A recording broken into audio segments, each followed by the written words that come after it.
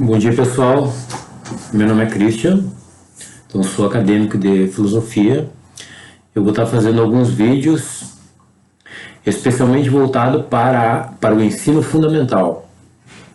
Então, nesses vídeos eu vou estar falando a respeito um pouco da filosofia chinesa. Okay? Não é nada fácil falar sobre essa filosofia, porque nós do Ocidente estamos muito acostumados com essa questão da filosofia grega, que é bastante especulativa. A filosofia chinesa já é extremamente prática. Eles são práticos, eles são observadores em si. Okay? Bom, para falar sobre a medicina chinesa, então eu vou estar falando especificamente de uma obra deixada por Lao Tse por volta de 400 anos antes de Cristo. Então essa obra é um marco, essa obra é um clássico, ou seja, uma obra já de 2.400 anos, deixada por esse sábio. Então essa obra se chama O Livro do Caminho Perfeito. Então existem várias traduções, né? Essa aqui especificamente é do Murilo Nunes, mas, né, como eu disse, existem várias outras.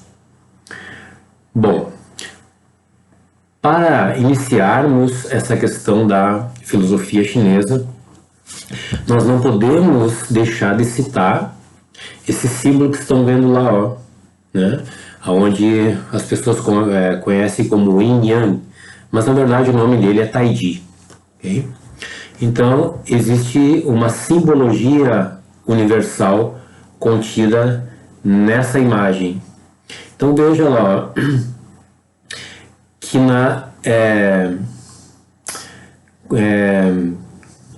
que no máximo do escuro tem uma sementinha branca, assim como no máximo do branco tem uma sementinha escura. Ou seja, o máximo do Yang, que é o branco, encerra a sementinha do Yin. No máximo do Yin, encerra a sementinha do Yang. Isso é dinâmico e isso está acontecendo a todo tempo na nossa vida. Isso está acontecendo a todo tempo na natureza, isso está acontecendo a todo tempo no universo. Então essa simples imagem, na verdade, ela contém todas as representações possíveis da existência. Tudo pode ser representado por Yin e Yang. Então veja que eles são extremamente práticos. Bom, eu vou falar um pouquinho a respeito das características dessas polaridades assim chamadas, né, Yin e Yang. Então essa polaridade Yin se refere a essa polaridade escura e a polaridade Yang se refere à parte clara. Então eu vou estar citando algumas características, né, para ficar um pouquinho mais fácil colocar os óculos. Então Yin, ele se refere mais ao aspecto feminino. Ele é receptivo. Então o Yin você associa também ao elemento terra. É um elemento frio e é um elemento receptivo e é um elemento feminino.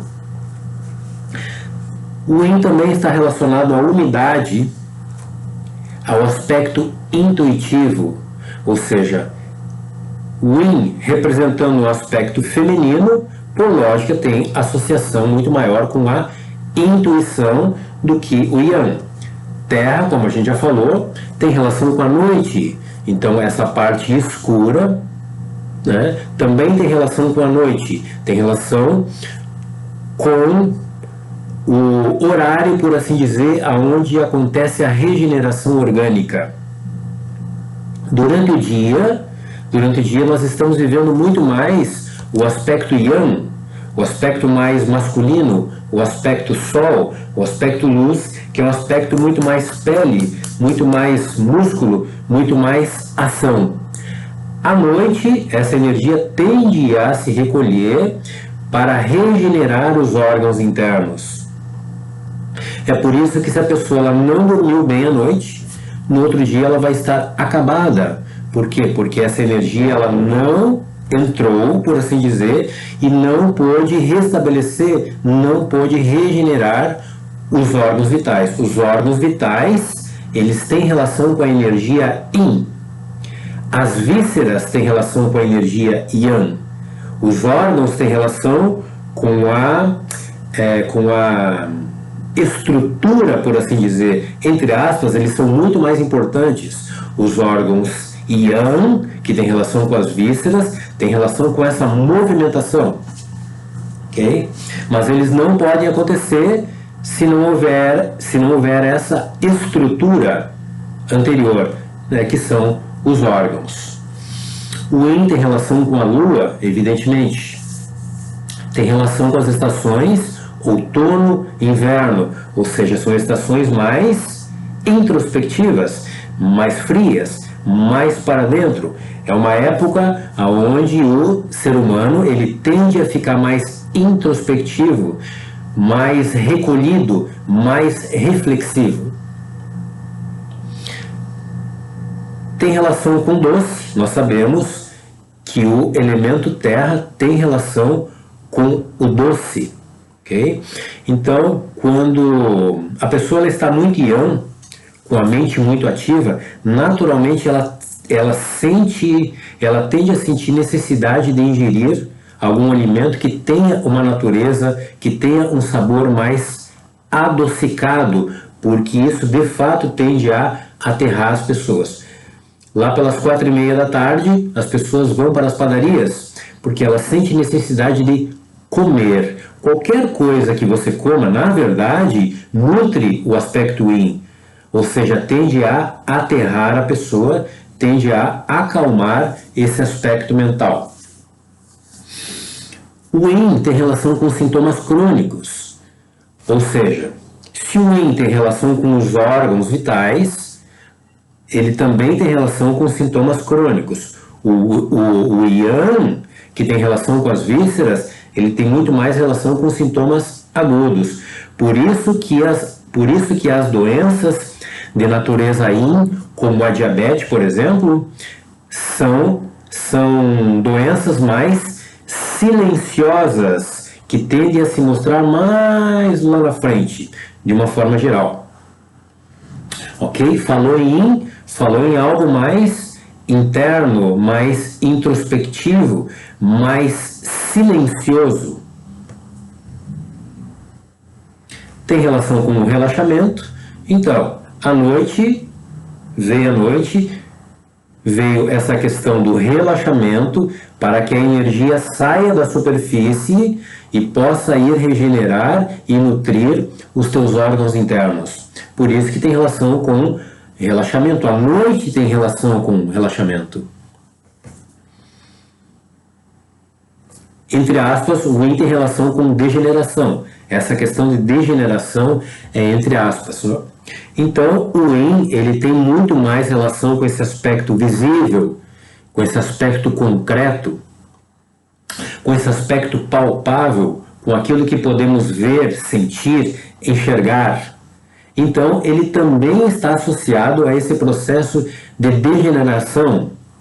Por quê? Porque nós sabemos que esse processo mais de valores espirituais, eles têm relação, de uma forma geral, com aquilo que não é palpável. É algo simplesmente que você sente, ok? Mas você não pode tocar. Agora, os aspectos Yins são aqueles que você pode tocar. Então, nós podemos também associar também. Veja que a relatividade, veja que a dualidade é inerente a essas questões, ok? Ou seja, o bom e o ruim estão juntinhos. Aquilo que puxa para cima e aquilo que puxa para baixo também fazem parte de uma mesma sinergia, por assim dizer. Então, a degeneração, entre aspas, né, colocando, né, então veja que essa questão relacionada ao aspecto de degeneração, né, ele acontece muito mais à noite, né, bebida, drogas, né, todas essas questões que a gente pode associar ao aspecto de degeneração moral humana. Então, eles tendem a acontecer no escuro, mas à noite, por assim dizer. Como a gente falou também, então eles têm relação com os órgãos internos, os órgãos vitais, coração, baço, pulmão, rim e fígado. Por outro lado, Yang, as vísceras, o intestino delgado, o estômago, o intestino grosso, a bexiga e a vesícula biliar. Vou falar um pouquinho a respeito de Yang. O Yang, ele tem muito mais essa natureza mais masculina, por assim dizer. Então, enquanto o Yin está relacionado à Lua, esse aspecto feminino, o Yang tem relação com o Sol, a essa ação, por assim dizer, associado muito mais ao aspecto, à expressão masculina dessa energia. O Yin, ele tem essa natureza de cooperação. A gente sabe que a mulher, ela tem, a princípio, muito mais uma natureza de cooperação do que o homem. O homem, ele já é mais bélico, o homem já é mais individualista, ok? Então, enquanto o Yin é cooperativo, o Yang é competitivo, ok? O homem, ele vai à caça, ok? Ele é muito mais incisivo. O Yang, se o Yin tem relação com o frio, o Yang tem relação com o quente, né? O Yin em relação com a Lua, o Yang em relação com o Sol, o Yin frio, o Yang quente. O Yin agrega, agrupa, densifica, o Yang expande, ok?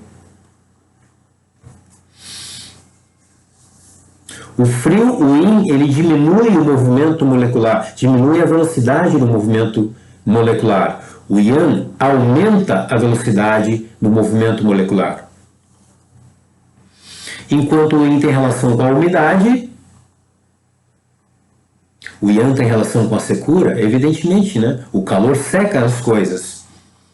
Enquanto o Yin é intuitivo, o aspecto mais feminino, né? Ele é muito mais intuitivo, o Yang já é muito mais racional. O homem tende a ser muito mais racional do que a mulher, e está tudo certo assim.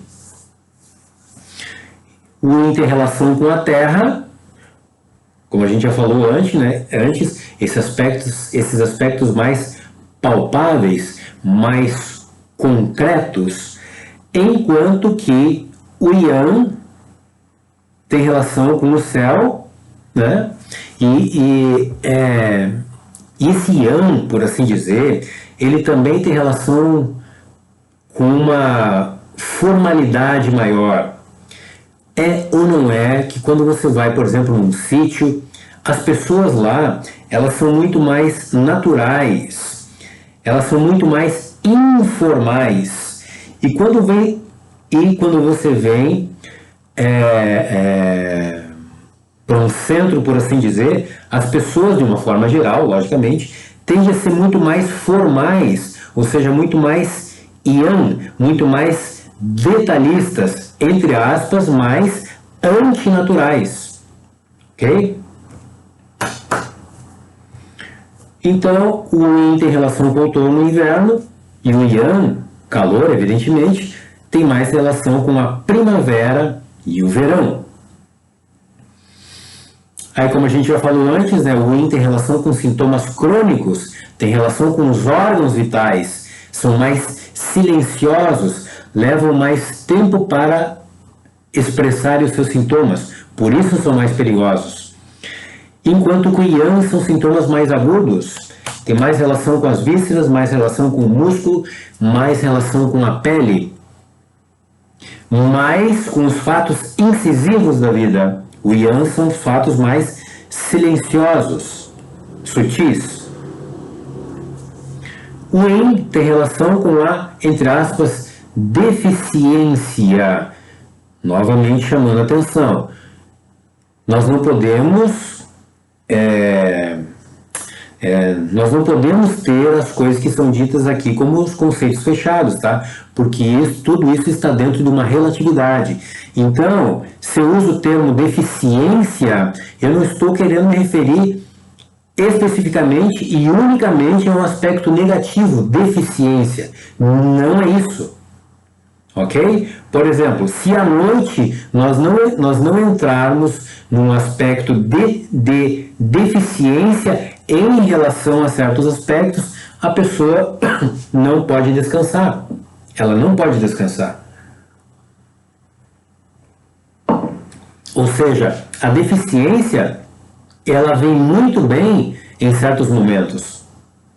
Aliás, ela é necessária em certos momentos. Por outro lado, o Yang tem relação com o excesso. Então, esse excesso, em determinados momentos, a gente pode ver como uma coisa positiva.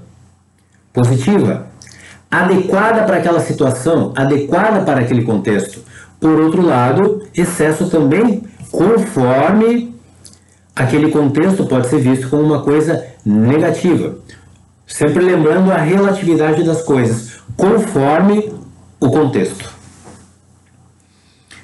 Então, aí como a gente já falou, no Yin relação com os órgãos internos e o Yang mais relação com essa questão de músculo e pele, ok? Bom, sobre esse símbolo, chamado Taiji, na verdade, né? Como eu disse antes, né? As pessoas se referem a ele como Yin Yang, mas o nome dele, na verdade, é Taiji. E essa expressão Taiji também tem relação, podemos associar com a expressão caminho, com a palavra caminho, dando a ideia de que nesse símbolo está contido as formas como nós podemos trilhar um caminho. Nesse símbolo está contido todas as expressões que existem. Nesse simples símbolo, nós podemos dizer que está representado toda a mecânica da vida. Podemos associar esse símbolo com uma representação divina, pois afinal, tudo aquilo que a gente fala, tudo aquilo que existe em si,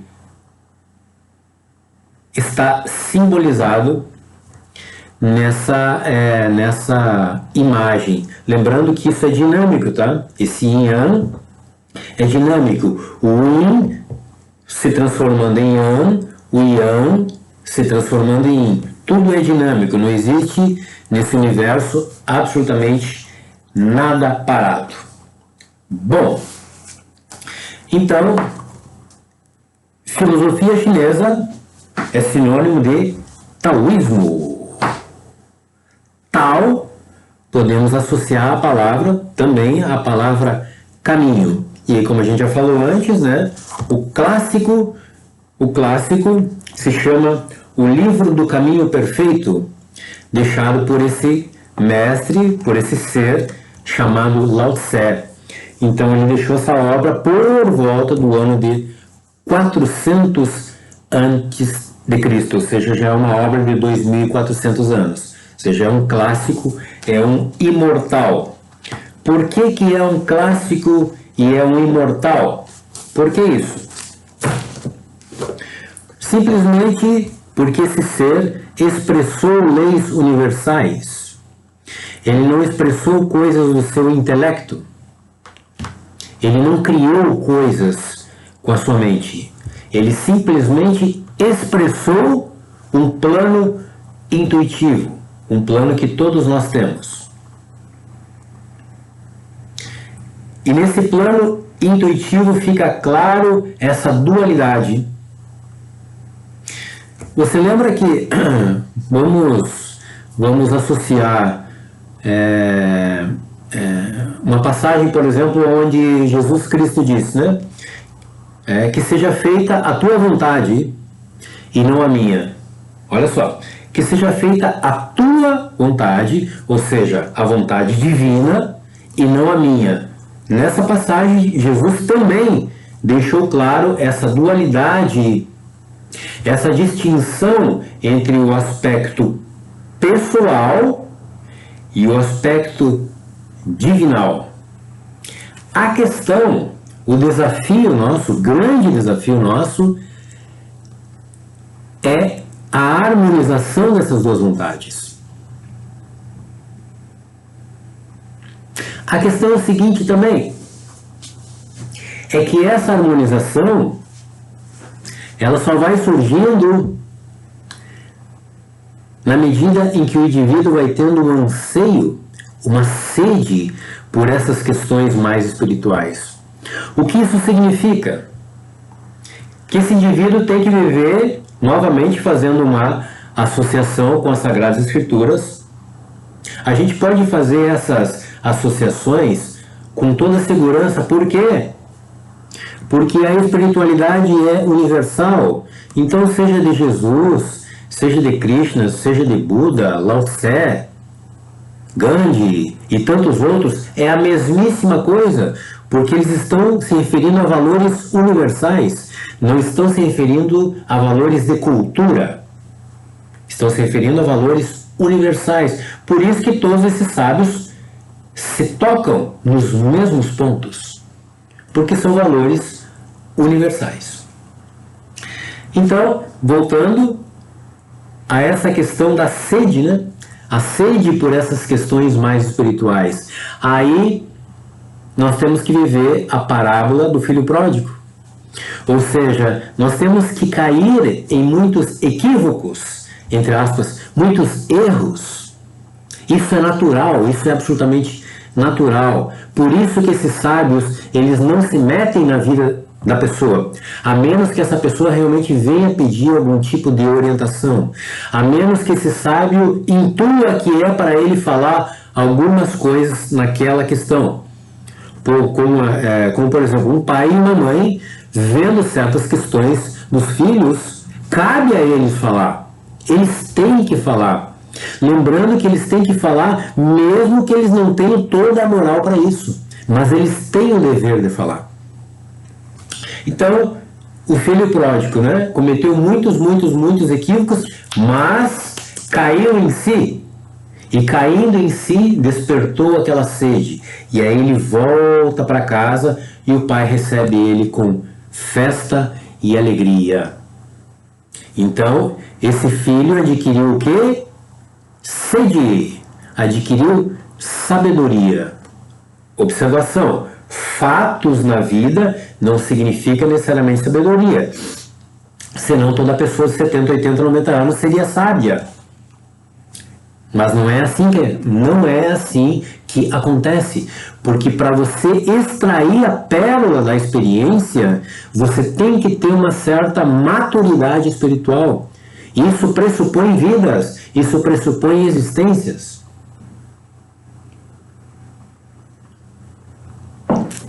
Evidentemente que eu não vou entrar aqui no mérito se você acredita em reencarnação ou não, né? Porque isso para mim é uma lógica. Isso é uma lógica e isso é corroborado pelos sábios. Então não tem nem o que discutir essa questão se há reencarnação ou não, pois é uma lógica divina. Lembrando, só abrindo parênteses, que a Igreja Católica até o ano de 500 ela era reencarnacionista. E aí tiraram esses textos, evidentemente que com segundas intenções, mas não vamos entrar nesse mérito. Então, Lao Tse, para ter inspirado, porque isso é uma obra inspirada, né? Como a gente falou, não é retirada do intelecto, né? O intelecto, o ser humano, ele fez do intelecto um rei. Só que o intelecto, a posição natural dele, a posição predestinada divinamente do intelecto é para ele ser servo e não rei.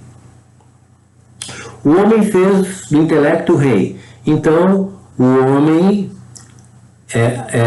desenvolveu muito uma tecnologia, mas, no entanto, estamos aí vivendo todo esse colapso mundial, né? A natureza sendo destruída e tantas coisas mais. O homem, com seu intelecto, construiu naves capazes de ir para Marte. No entanto, seus filhos estão cometendo suicídio. Ou seja, veja esse contraste e a clareza de que o intelecto realmente ele tem seu aspecto maravilhoso. Entretanto, se ele não tem o respaldo dos valores da alma, temos aí isso que estamos presenciando. Tecnologia de ponta, mas estamos nos suicidando porque nunca na história as pessoas estiveram tão tristes como hoje, tão depressivas como hoje. Okay? E isso não é por falta de intelecto, porque o homem, de uma forma geral, ele tem respostas para tudo. Entretanto, ele está desvinculado dos valores da alma. Então, essa obra não veio do intelecto, ela passou pelo intelecto. Entende? O intelecto, ele é uma ferramenta, de expressão da alma, dos níveis intuitivos. Okay? Então, só que o homem quis desenvolver esse aspecto isoladamente, desconectado dos valores da alma. Então, parece que ele avançou muito, né? Parece, para o intelecto. Mas a nível de alma ele não avançou. Ele está pré-histórico, por assim dizer, né? E isso a gente pode observar pela desestabilidade das relações humanas.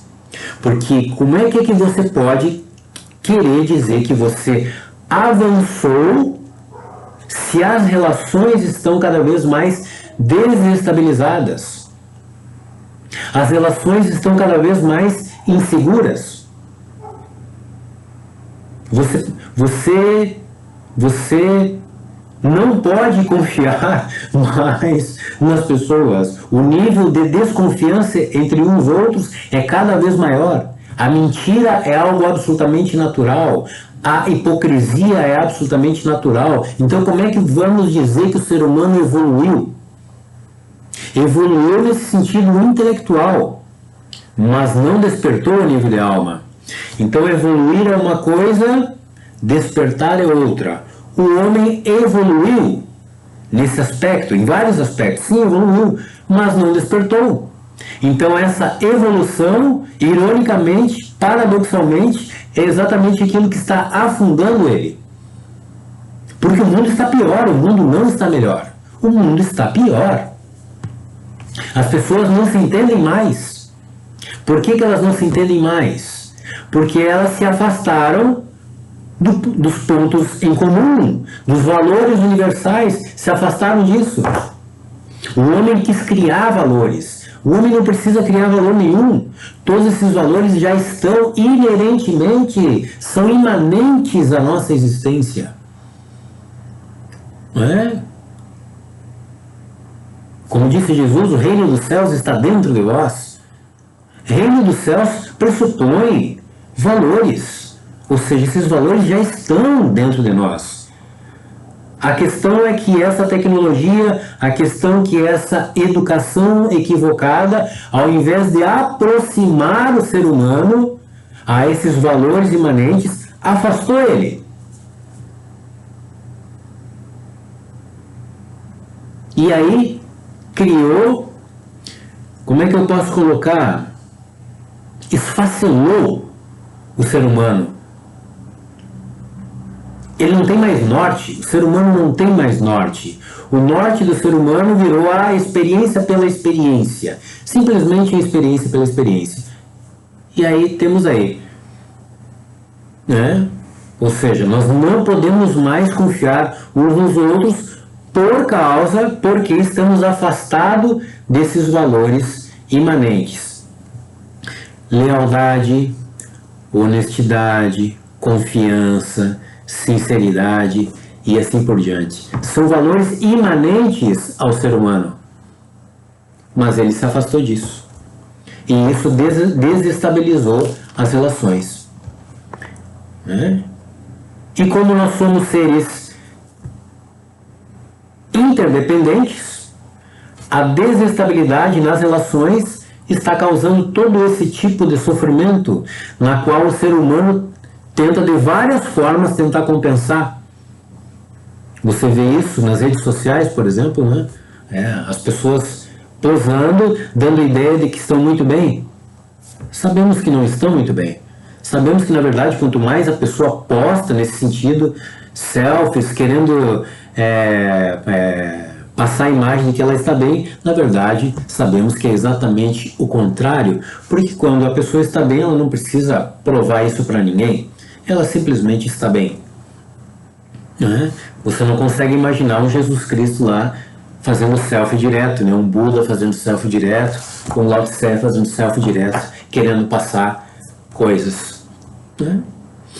É um engodo, é uma infantilidade. Né? Isso são questões do intelecto desconectado dos valores da alma. Okay? Então, seguindo, né, esse ser, Lao Tse, deixou essa obra, chamada O Livro do Caminho Perfeito, e são 81 versos. 81 versos, evidentemente que inspirados, né? Inspirados assim como aquelas músicas clássicas imortais, Beethoven, Mozart. Então sabemos que esses indivíduos, eles não criaram essas composições. Isso é tudo inspirado, isso é retirado, isso é recebido dos níveis intuitivos. São inspirações, não são criações. É diferente.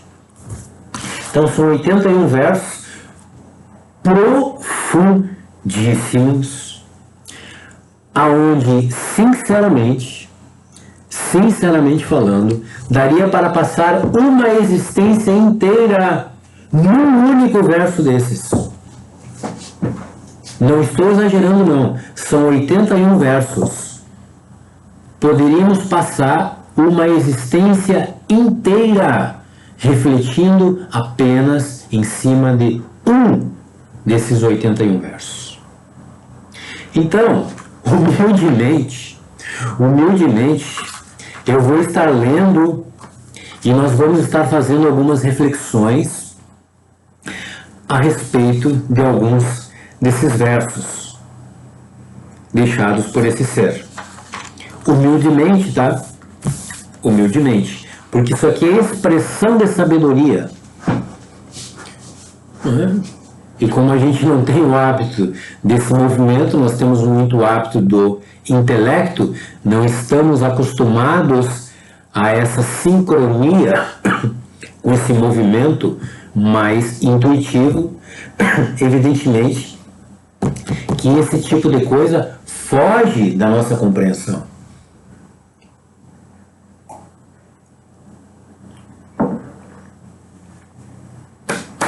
Ok? Tao Te Ching, então, isso é da tradução do Murilo Nunes de Azevedo, como já falei, tem várias. Aqui tem outra, por exemplo. Ok? Então, antes de entrar propriamente nesses versos, evidentemente que eu vou começar pelo livro 1, eu vou colocar um pouquinho a respeito do que o Roberto Roden coloca no início do livro a respeito do tal. Deixa eu só achar aqui.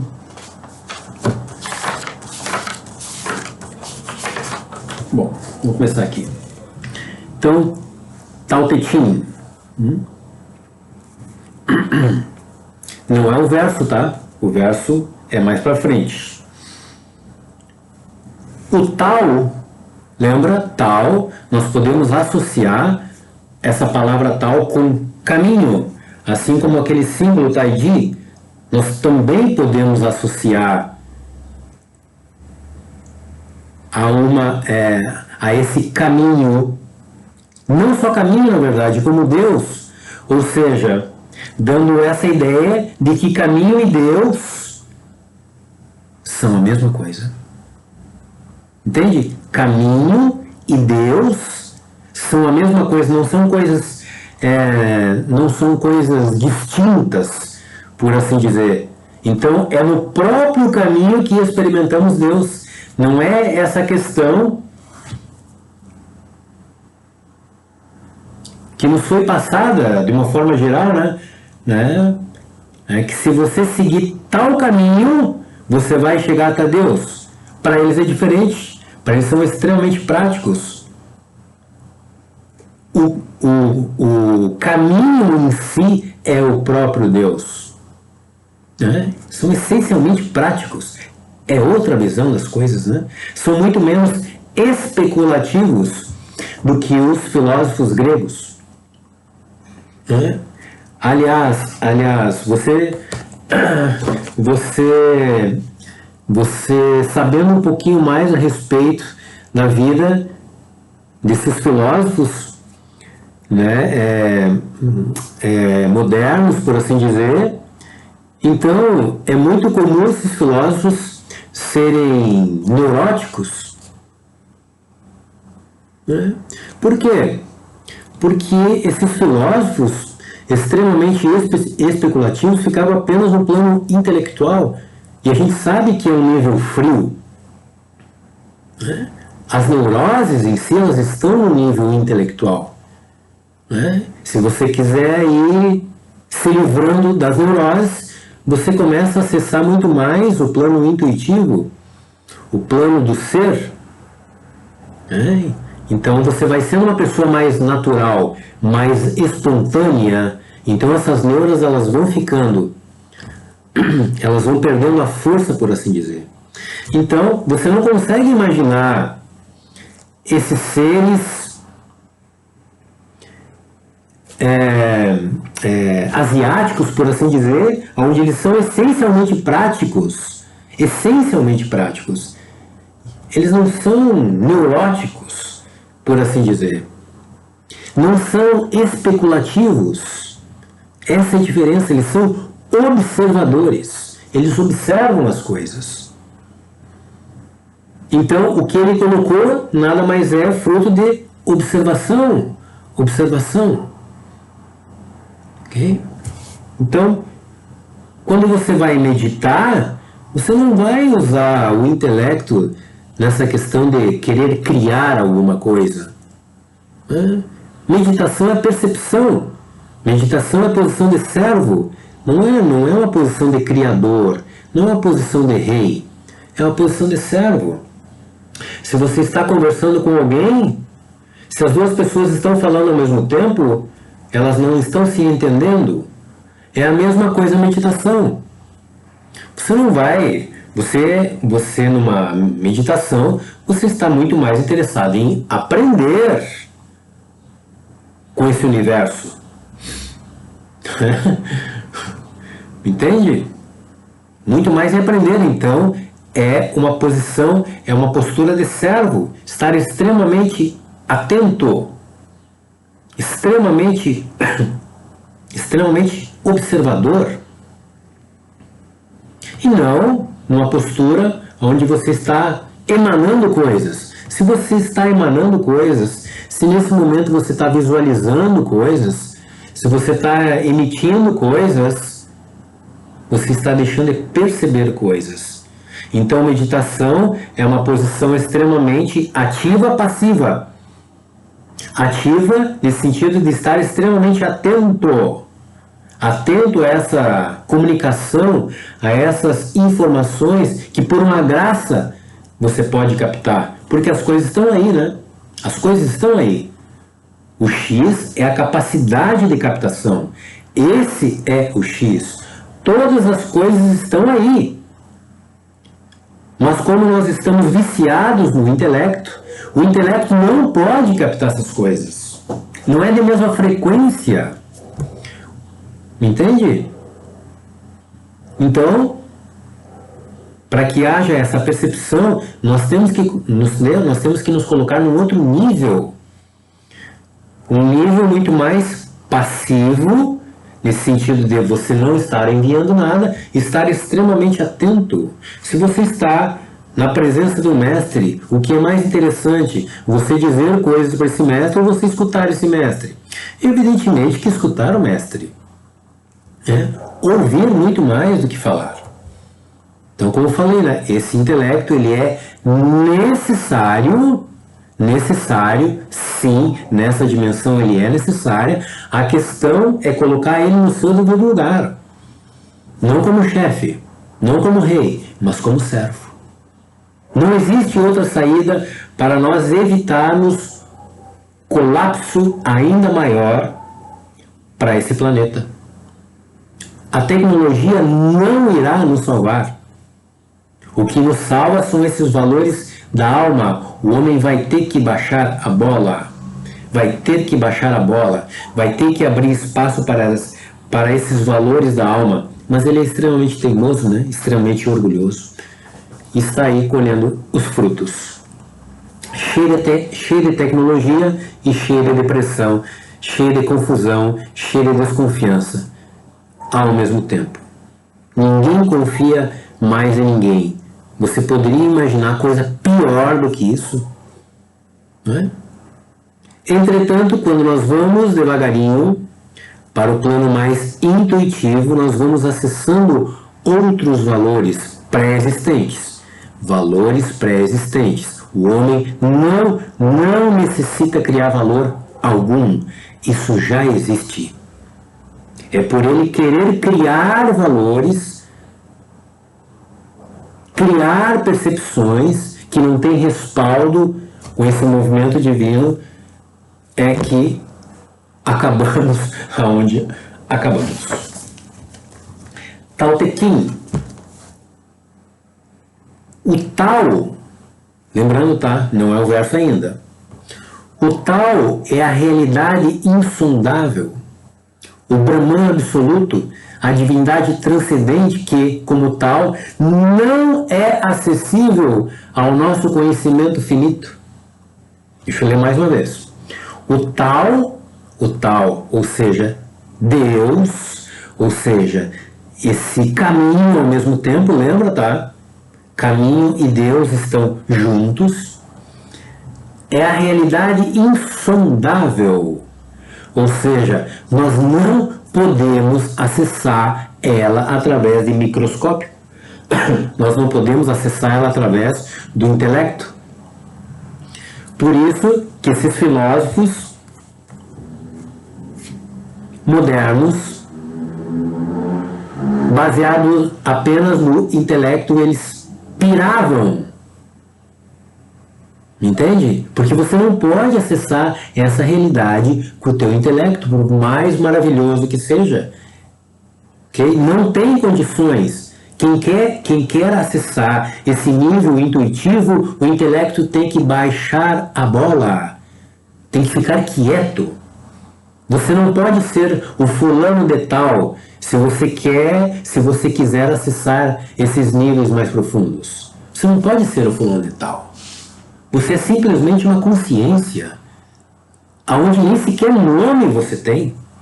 Porque se você tentar meditar sendo fulano de tal, você não vai acessar níveis profundos. Né? Níveis profundos é simplesmente uma consciência exercitando uma percepção, que pela graça você consegue captar algumas coisas. Mas você não existe como um nome nessa experiência. Porque isso já é limitante. não é acessível ao nosso conhecimento finito. Ou seja, o intelecto, ele tem essa questão de começa aqui e termina aqui. Ele pode, tem coisas que pode, ele é limitado. Limitado. Como é que o ser humano vai querer, com o seu conta-gotas, porque o intelecto a gente pode fazer essa associação com conta-gotas, como é que ele vai querer experimentar um oceano com conta-gotas? E o pior é que o ser humano, com esse conta-gotas, ele tenta representar esse oceano e leva essa representação como se fosse um todo. Ou seja, o ser humano acha que Deus é aquilo que ele pensa a respeito de Deus. O ser humano acha que Deus é aquilo que ele consegue representar a respeito de Deus. Quer miséria maior do que isso? Pensa. É por isso que existe essa confusão. Você pega duas pessoas e ambas usaram a expressão Deus. Acontece que essa expressão muda porque para uma pessoa está associada a determinadas coisas no seu intelecto, diferente da outra pessoa. Então elas usam o mesmo termo, Deus, mas estão se referindo a coisas completamente distintas. Por quê? Porque elas estão tendo como fundamento as associações que elas têm a respeito dessa palavra, apenas as representações. E elas ficam discutindo, porque uma é um conta-gota assim, a outra é um conta-gota assado. E ambas estão completamente equivocadas. Se você quiser falar sobre Deus, cale a boca. Mais ou menos assim. Nós temos que falar aqui unicamente para esclarecer algumas coisas, para estimular. Na verdade, eu estou falando para estimular, em última instância, a meditação, o silêncio. Você não consegue ter experiências profundas se você tentar levar Lao Tse junto. Você não consegue ter experiências profundas se você tentar levar para essa experiência quem quer que seja. Porque experiência profunda é você com uma unidade, com uma consciência perceptiva. Senão você racha a experiência. Não tem como. Não tem como você ter uma experiência profunda se você tentar levar alguém junto com você. É uma experiência única. Você com uma consciência individual nessa percepção. Então, esses sábios, eles colocam coisas para estimular a nossa meditação, a nossa experiência individual. Né? Nenhum deles diz assim, se você me levar junto para a tua experiência meditativa, você vai mais longe, tá? Nenhum deles diz isso, é óbvio. Okay? É solitário o negócio mesmo. É solitário. Aliás, característica que a gente vê em todos os sábios. Diga-se de passagem, né? Então, é nessa, entre aspas, solidão, entre aspas, né? Que você pode experimentar essa abundância do plano intuitivo. Só que essa abundância do plano intuitivo, ela tende, de uma forma geral, a se expressar de uma forma ou de outra para os outros seres humanos. Por quê? Porque somos seres interdependentes. Ao mesmo tempo que essas experiências são tão individuais, tão solitárias, o ser humano tem a necessidade de compartilhar, tem a necessidade de testemunhar. A menos aqueles seres onde se basta pela testemunha dos níveis intuitivos. Já não precisa mais a testemunha de seres humanos em si, né? Porque eles já têm essa relação telepática direta com outros seres. Ou seja, querendo dizer, mesmo eles necessitam dessas testemunhas, mesmo que apenas telepática. Telepatia por quê? Porque a telepatia é uma experiência pura, direta, instantânea. Quem já teve experiências de meditação profunda, sabe aquilo que estou dizendo. Não foram experiências onde o intelecto se expressava em forma de frases, por exemplo. É tudo telepático. Você compreende as coisas intuitivamente, né? Você não recebe uma frase, por assim dizer. Esses poemas, olha isso que eu vou dizer.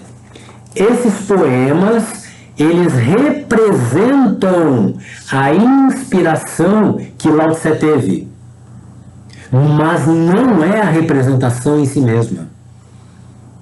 O poema é uma forma de representar, é uma cor, é um simbolismo dado para a experiência. Mas isso aqui, esses poemas, embora profundíssimos, é a sombra da ponta do iceberg da experiência que Lao Tse teve. Entende? Essas experiências profundas, na melhor das hipóteses, a gente tenta representar de um jeito ou de outro, mas sempre será paupérrima. O que equivale a dizer que esses versos profundíssimos, embora profundíssimos, são uma representação minúscula, simbólica da experiência viva, telepática, concreta que Lao Tse tinha. Né?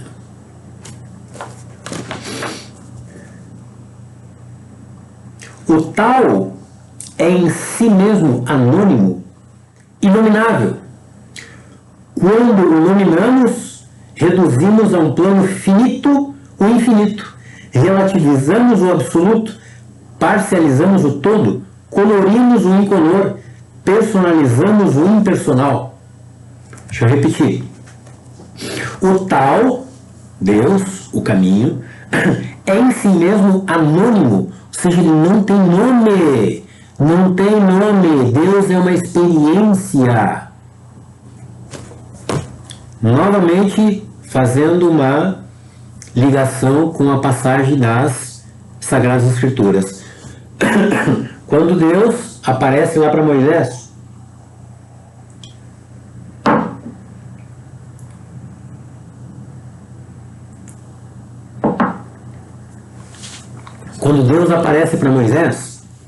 é aquela sarça de fogo, né? E Moisés pergunta para ele: quem é você? Tipo assim, perguntando: Deus, quem é você? E o que Deus responde? Melhor, o que aquela expressão divina responde? Porque Deus são infinitas expressões, não é um Deus absoluto, porque isso não tem lógica também. São infinitas expressões. Então, para Moisés, coube aquela expressão. Era uma expressão onde Moisés, de repente, tivesse condições de assimilar, né, dada a capacidade dele, né? Então Moisés perguntou: quem é você? E o que saiu de lá? Qual foi a resposta? Eu sou o que sou. Ponto. Eu sou o que sou. Quanta coisa podemos pressupor dessa frase? Eu sou o que sou. Ou seja, eu sou o que sou. Eu não sou o que você pensa a respeito de mim, Moisés. Eu não sou o que as pessoas pensam a respeito de mim. Eu não sou o que as pessoas representam a respeito de mim. Eu sou o que sou. Se você quiser saber um pouquinho mais a respeito do que eu sou, cale a boca, silencia e exercita a tua atenção. Que por misericórdia eu te forneço certas experiências. Deus, né? Por misericórdia, Deus nos fornece certas experiências intuitivas, não intelectuais. Intuitivas é outro nível. É outro nível.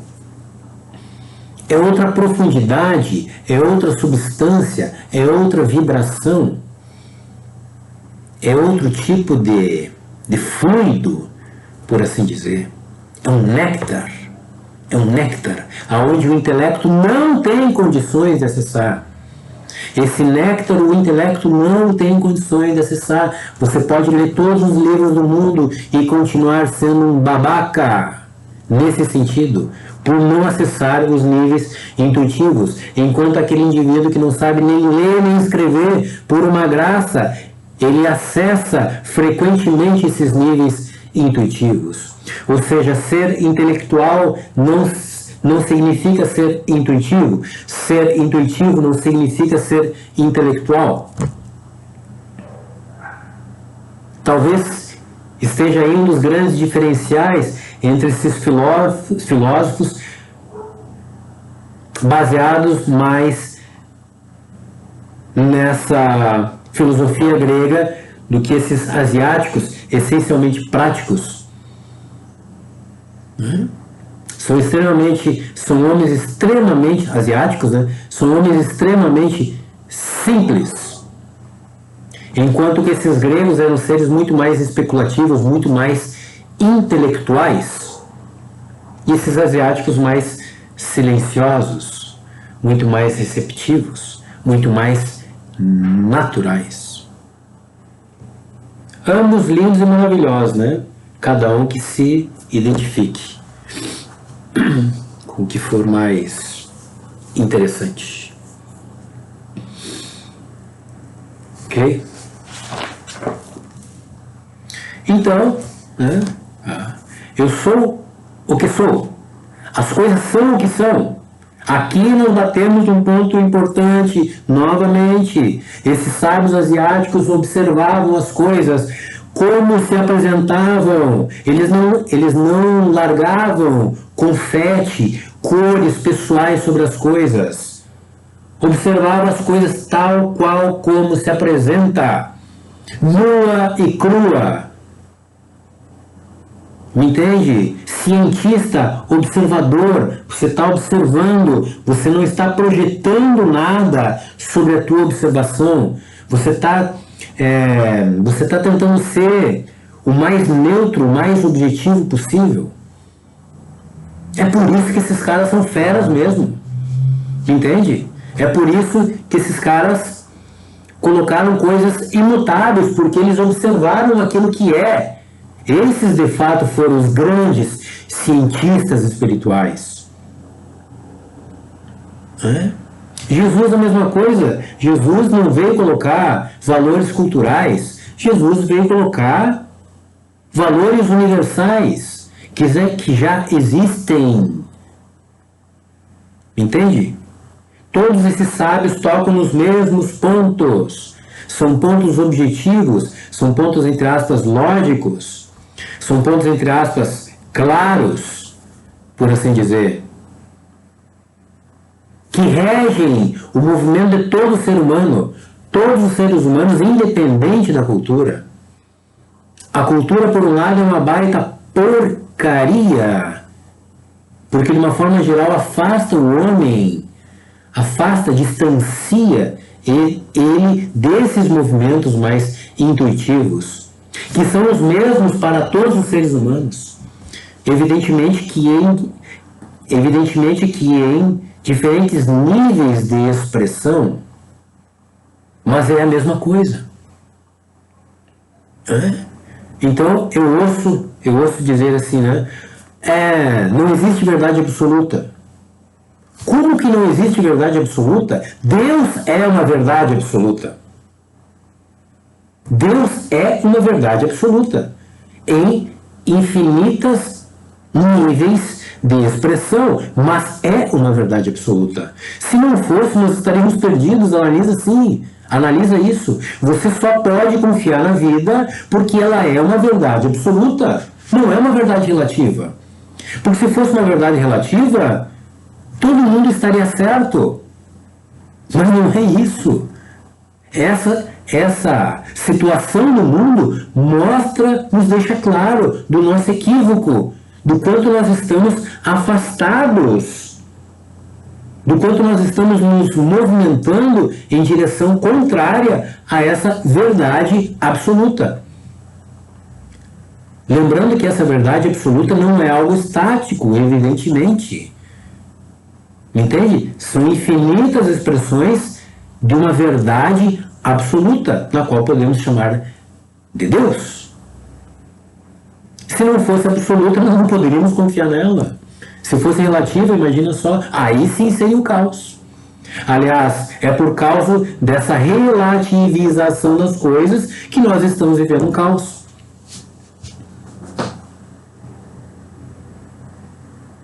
Deus é o que é, não é o que a gente pensa a respeito dele. Ou seja, Deus é uma verdade absoluta, sim. Né? Todos os sábios corroboram com isso. Todos os sábios batem nos mesmos pontos. E isso nos deixa claro, isso nos deixa subentendido de que existe, sim, uma verdade absoluta. Lembrando, não é uma verdade estática. São infinitas expressões, ou seja, por mais que você vá, entre aspas, avançando em sabedoria, se é que dá para usar essa expressão, isso não tem fim, porque essa verdade absoluta também não tem fim. Ela tem infinitas expressões, mas dessa verdade absoluta. Então, duas pessoas podem estar certas, mas é fato que uma pode estar mais próxima dessa verdade absoluta e a outra mais distante. Isso é fato. Todo mundo está certo? Sim, de fato todo mundo está certo. Ok? Mas também é fato de que essas verdades podem estar mais próximas ou mais distantes desse cerne que todos os sábios nos convidam a buscarmos. Todos eles falam a mesma coisa, então existe verdade absoluta, sim. É uma lógica. O que rege esse movimento das coisas, ele está mudando por acaso? Não está mudando. Então é uma verdade absoluta. O que sustenta o movimento das coisas é sim uma verdade absoluta. Okay? Nós tendemos a confiar muito mais na ciência, de uma forma geral, do que na própria religião. Por quê? Porque as religiões relativizaram muitas coisas. Né?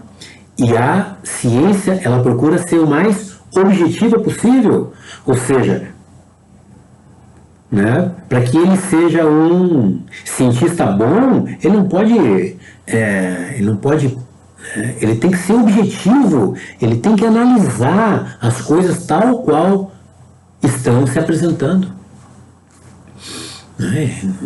Não existe cultura ali, existe objetividade, existe percepção. Então, por um lado, ironicamente, a ciência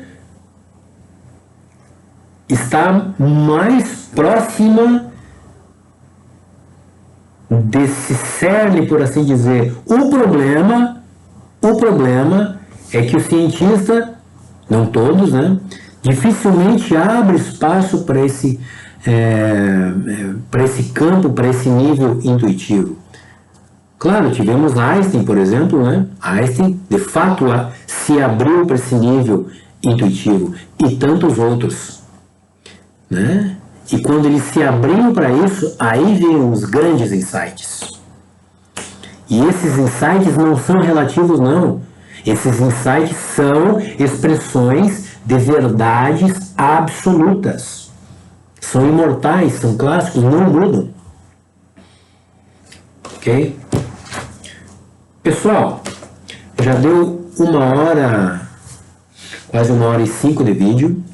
Eu vou encerrar esse primeiro vídeo hoje, lembrando que terão mais vídeos, e esses vídeos são feitos, direcionados Mas para o ensino fundamental, ok? Coitado dessas crianças.